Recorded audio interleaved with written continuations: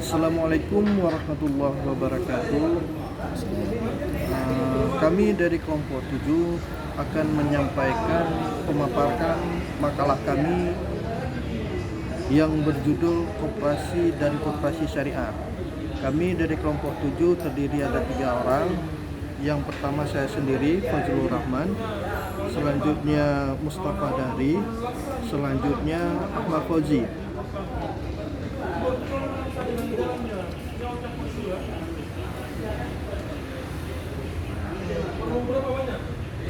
Bab 1, pendahuluan, latar belakang. Pada bab 2 pasal 3 Undang-Undang Republik Indonesia Nomor 25 Tahun 1992 menerangkan mengenai koperasi yang bertujuan untuk memajukan kesejahteraan anggota pada khususnya dan masyarakat pada umumnya, serta ikut membangun tatanan perekonomian nasional dalam rangka mewujudkan masyarakat yang adil dan makmur berlandaskan Pancasila dan Undang-Undang Dasar 1945. Adapun tujuan koperasi menurut pandangan Bung Hatta yaitu tujuannya tidaklah mencari laba yang sebesar-besarnya, tetapi untuk melayani kebutuhan bersama dan wadah partisipasi pelaku ekonomi secara kecil. Lembaga keuangan mikro seperti koperasi, baik koperasi konvensional maupun koperasi syariah, tidak luput dalam memberikan pembiayaan melalui pemberian pinjaman kepada para anggota koperasi. Simpan pinjam. Koperasi konvensional lebih mengutamakan mencari keuntungan untuk kesejahteraan anggota, baik dengan cara tunai atau membungakan uang yang ada pada anggota.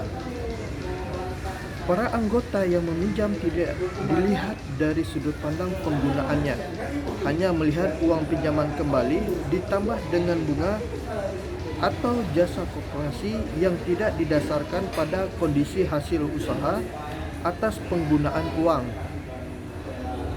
Bahkan bisa terjadi jika ada anggota yang meminjam untuk kebutuhan sehari-hari, makan dan minum, maka pihak koperasi memberlakukannya sama dengan peminjam lainnya yang penggunaannya untuk usaha yang produktif dengan mematok bunga sebagai jasa koperasi. Pada koperasi syariah, hal ini tidak dibenarkan karena setiap transaksi didasarkan pada penggunaan yang efektif, apakah untuk pembiayaan atau kebutuhan sehari-hari. Kedua hal tersebut diberlakukan secara berbeda. Selanjutnya, rumusan masalah. Yang menjadi rumusan masalah pada makalah ini yaitu bagaimana definisi koperasi dan karakteristik koperasi. Kedua, bagaimana definisi koperasi syariah dan bagaimana karakteristik koperasi syariah. Yang ketiga, bagaimana perbedaan antara koperasi dan koperasi syariah. Untuk selanjutnya bab 2 mengenai pembahasannya akan disampaikan oleh Ahmad Fauzi. Terima kasih atas kesempatannya.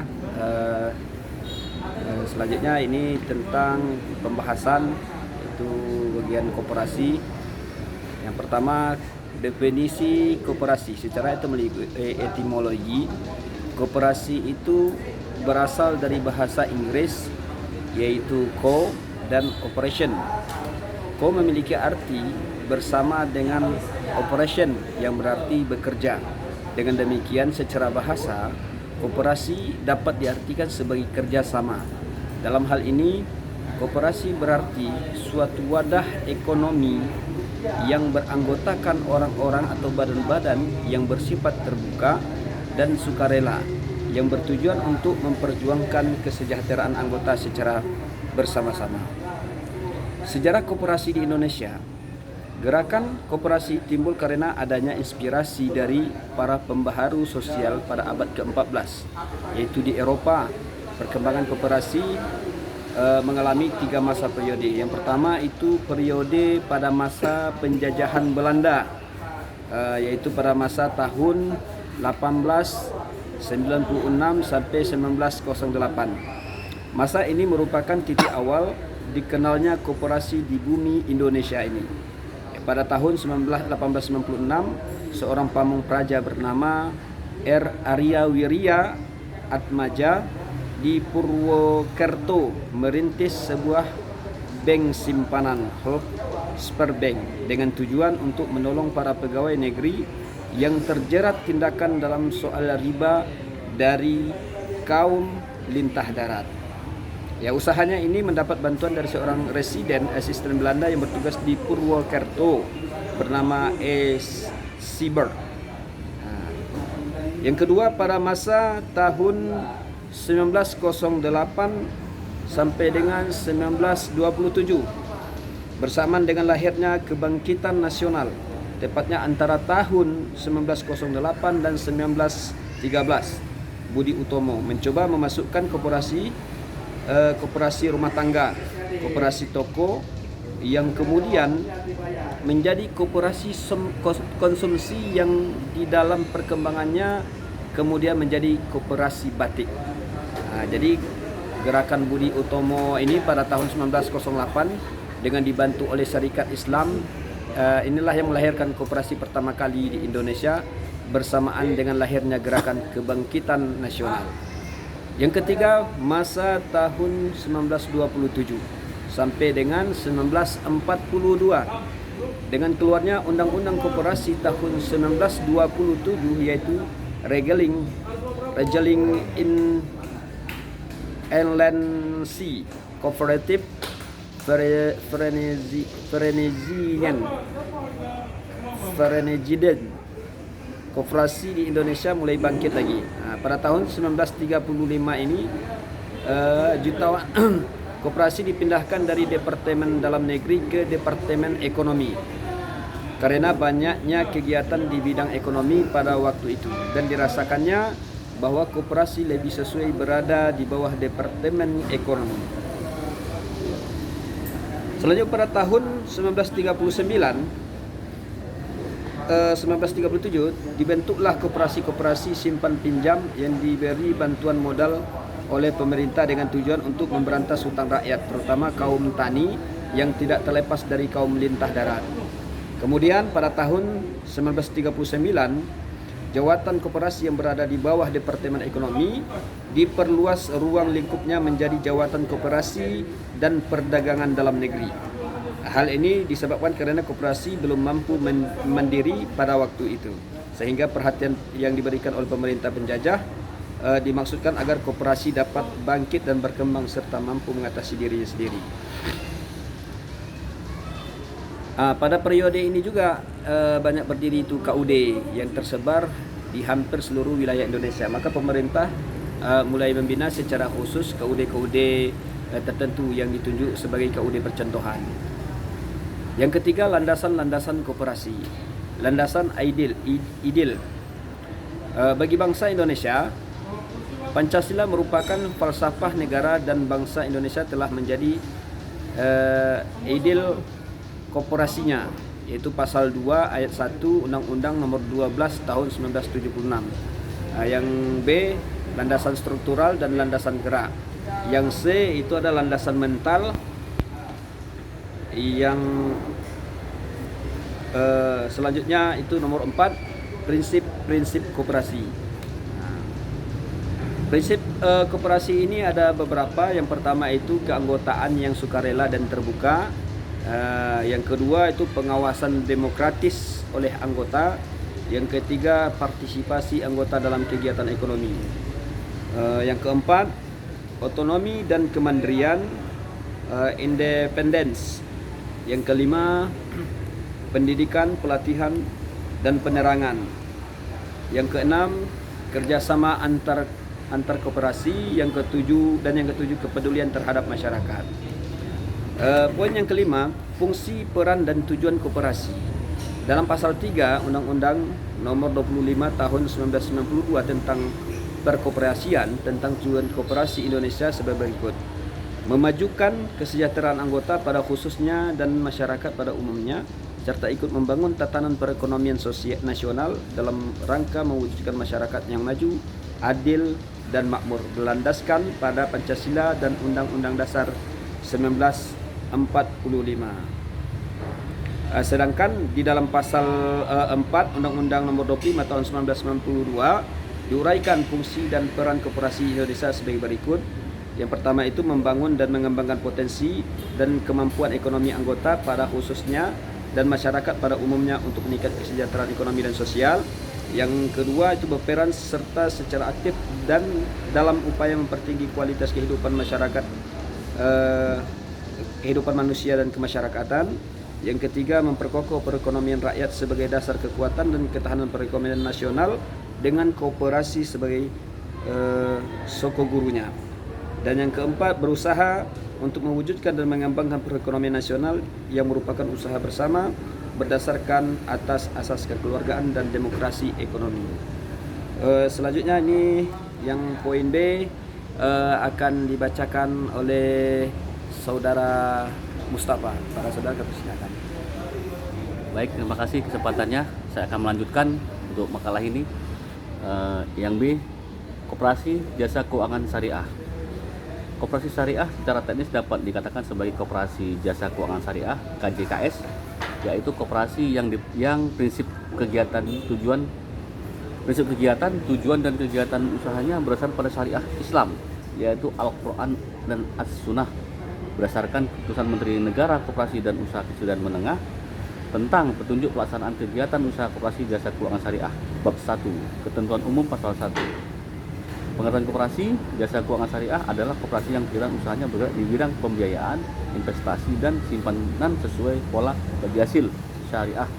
Apabila koperasi memiliki unit usaha produktif yang simpan pinjam, maka seluruh produk dan operasionalnya harus dilaksanakan dengan mengacu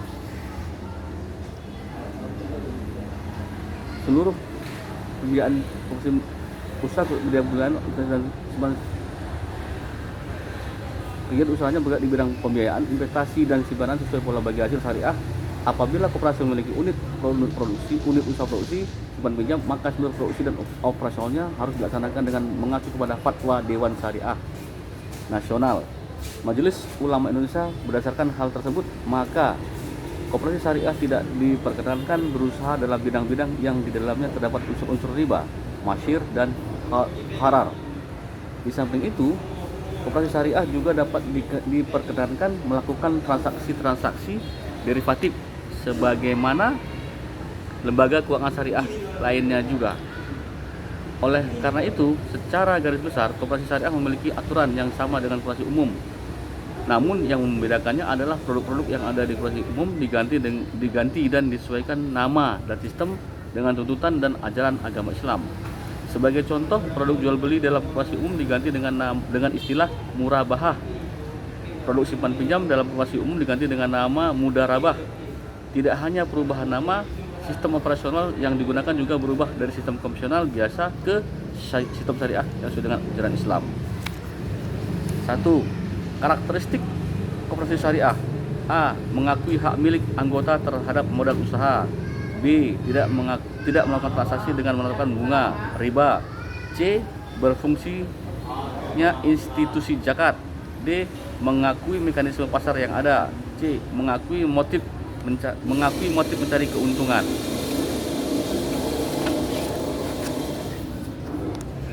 Yang F. Mengakui kebebasan berusaha. Yang G. Mengakui adanya hak bersama.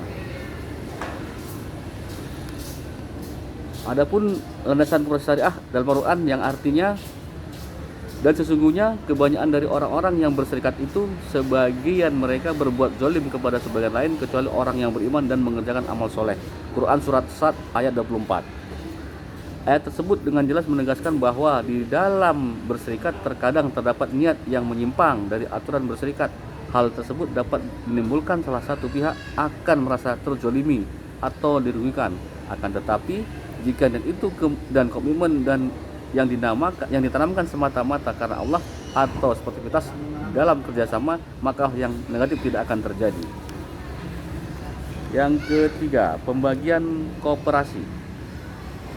Banyak yang menganggap bahwa koperasi merupakan lembaga usaha yang cocok untuk memberdayakan masyarakat kecil Koperasi yang memiliki nilai-nilai mulia seperti kejujuran, keterbukaan, menolong diri sendiri, tanggung jawab sendiri, demokrasi, persamaan, keadilan, solidaritas, tanggung jawab sosial, dan kepedulian terhadap orang lain. Sebagian ulama menyebut koperasi dengan syirkah ta'awuniyah atau persekutuan tolong-menolong, yaitu suatu perjanjian kerjasama antara dua orang atau lebih yang satu pihak menyediakan modal usaha, sedangkan pihak lain melakukan usaha atas dasar profit sharing, membagi keuntungan. Menurut perjanjian, dalam koperasi ini terdapat unsur mudharabah karena satu pihak memiliki modal.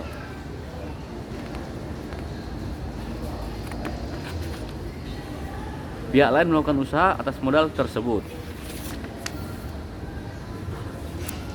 Menurut Mahmud Saltut, koperasi syirkah ta'awuniyah adalah suatu persekutuan baru yang belum dikenal atau belum dijelaskan oleh fuqaha terdahulu yang membagi syirkah menjadi 4 macam, antara lain: A. Syirkah inan, merupakan bentuk kerjasama dua orang atau lebih dalam hal pemodalan untuk melakukan usaha bersama dan bagi keuntungan atau yang berdasarkan proporsi jumlah modal masing-masing. Yang B. Syirah mawafadah, merupakan bentuk kerjasama dua orang atau lebih untuk melakukan usaha dengan persatuan sebagai berikut: jumlah modal sama besar. B. 3. Memiliki kewenangan untuk bertindak secara hukum. Yang ketiga, harus sesama muslim. Yang keempat, masing-masing anggota mempunyai hak bertindak atas nama syirkah. Yang C. Syirka wujuh, merupakan kerjasama dua orang atau lebih untuk membeli sesuatu tanpa modal atau hanya modal kepercayaan dan keuntungan dibagi di antara mereka. Imam Hanafiyah dan Hambali membolehkan syirkah wujuh ini, sedangkan Imam Syafi'i melarangnya. Sebab menurut Imam Syafi'i, syirkah hanya boleh dengan uang atau dengan pekerjaan. D. Syirkah adnan, syirkah abdan, merupakan bentuk kerjasama antara dua orang.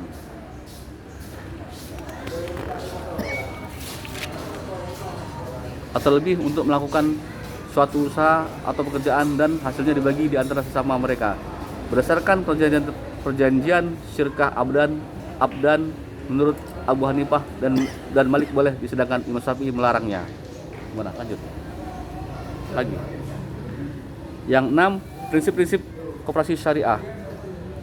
Ada 2 prinsip dasar pada koperasi syariah, yaitu A. Koperasi syariah menegakkan prinsip-prinsip ekonomi Islam sebagai berikut. 1. Kekayaan adalah amanah Allah Subhanahu wa taala yang tidak dapat dimiliki oleh siapapun yang secara mutlak. 2. Manusia diberi kebebasan dalam muamalah selama tidak melanggar ketentuan syariah. Yang ketiga, manusia merupakan wakil Allah dan pemakmur di bumi. 4. Menjunjung tinggi keadilan serta menolak setiap bentuk ribawi dan pemusatan sumber daya ekonomi pada segelintir orang atau sekelompok saja. Yang B. Koperasi syariah dalam melakukan kegiatannya berdasarkan pada prinsip-prinsip syariah Islam sebagai berikut. 1. Keanggotaan bersifat sukarela dan terbuka.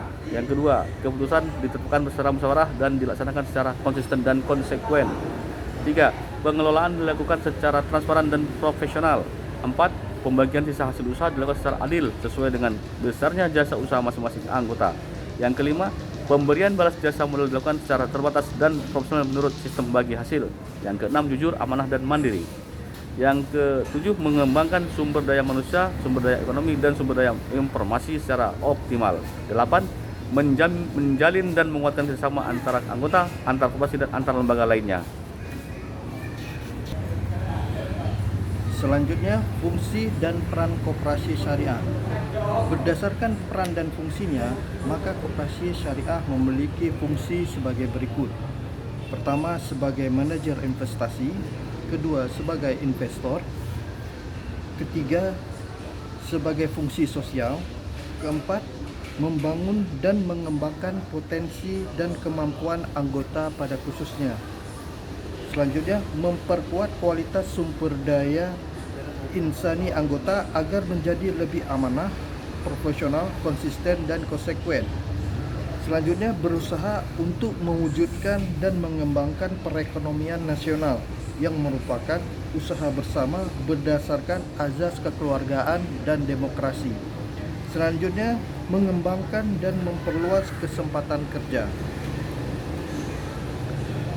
Perbedaan antara koperasi dan koperasi syariah, secara umum koperasi dalam suatu bentuk adalah lembaga keuangan yang memiliki dan dioperasikan oleh anggotanya demi mencapai kesejahteraan bersama berdasarkan fungsinya. Nah, baik itu koperasi syariah maupun koperasi konvensional dapat dibagi menjadi beberapa jenis koperasi, yakni koperasi produksi, koperasi konsumsi, koperasi jasa, koperasi simpan pinjam, dan koperasi usaha. Setiap koperasi memiliki prinsip dasar yang sama, namun perbedaannya muncul dalam prinsip dan nilai yang mendasarinya. Pertama, dari segi aspek pengawasannya. Selanjutnya, dari segi produk koperasi.